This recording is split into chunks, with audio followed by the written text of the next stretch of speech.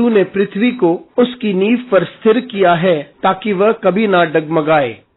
बुधवार 21 जून 2023। आज के मनन के लिए मैंने आप ही के लिए चुना है हिजकिय्याह अध्याय 34 और उसका 22वां वाक्य। इस कारण मैं अपनी भेड़ बकरियों को छुड़ाऊंगा और वे फिर ना लुटेंगी, और मैं भेड़ भेड़ के और बकरी बकरी के बीच न्याय करूंगा। आपका दिन आशीषित हो। परमेश्वर हमेशा कमजोर और असुरक्षित की तरफ रहते हैं। आइए इस वाक्य पर हम मनन करते हैं। आज की सुबह का विषय है परमेश्वर हमारे साथ।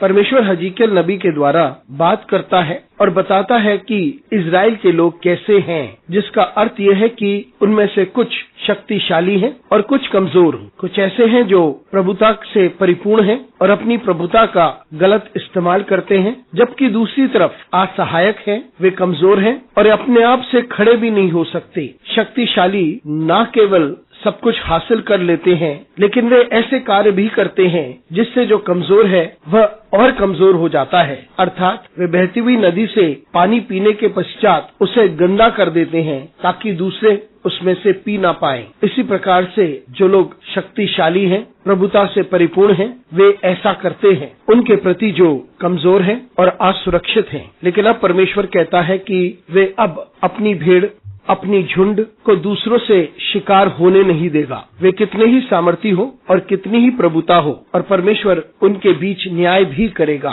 मित्रों, वे लोग जो कमजोर हैं और असुरक्षित हैं, उनके पास आवाज भी नहीं होती कि वे स्वयं खड़े हो जाएं और बोल सकें कि जो उनका अधिकार है उन्हें वह भी नहीं मिल रहा, जो उनके हिस्से का है वह भी उनको नहीं मिल रहा। वे इस असुरक्षित परिस्थिति से होकर गुजरते हैं जब शक्तिशाली, ताकतवर और जो बुरे हैं वे हमेशा इन पर प्रभुता करते हैं। वे ऐसे लोग हैं कि अपने लिए तो सर्वोच्च चाहते हैं, लेकिन उन्हें चिंता नहीं कि दूसरे को कुछ मिले। परमेश्वर कमजोर और असुरक्षित के साथ खड़े रहते हैं और अपने नबी के द्वारा लोगों से कहते हैं कि वे उनके साथ खड़ा रहेगा जो ऐसी कमजोरी और असुरक्षित परिस्थिति से होकर गुजरते हैं। मैं अपनी झुंड को छुड़ाऊंगा, अब उन पर कोई शिकार ना कर पाएगा। मित्रों, यदि आपको ऐसा लगता है कि आप कमजोर हैं और असुरक्षित हैं, तो प्रभु को निहारें, वो आपको अवश्य सहायता देगा और वही आपको छुड़ाएगा।